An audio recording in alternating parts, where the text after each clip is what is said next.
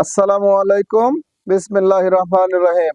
শ্রম আইন নিয়ে আলোচনা করার জন্য আরো একটি নতুন পর্ব নিয়ে আপনাদের মাঝে উপস্থিত হলাম। আমি হুসাইন আহমেদ আকাশ, সাধারণ সম্পাদক, বাংলাদেশ প্রগতিশীল নির্মাণ শ্রমিক ফেডারেশন।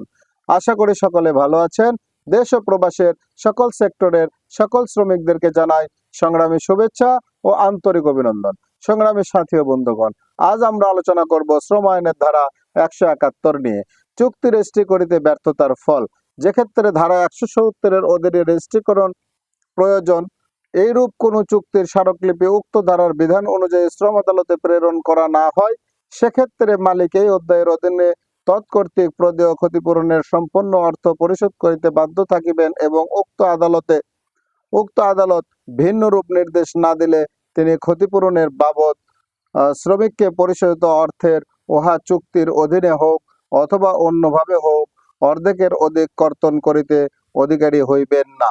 সংগ্রামী সাথী ও বন্ধুগণ, অত্যন্ত গুরুত্বপূর্ণ একটি বিষয় নিয়ে আজ আমরা আলোচনা করলাম। আশা করি সকলে বুঝতে পেরেছেন।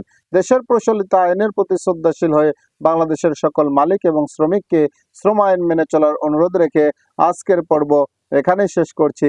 আসসালামু আলাইকুম। আল্লাহ হাফেজ।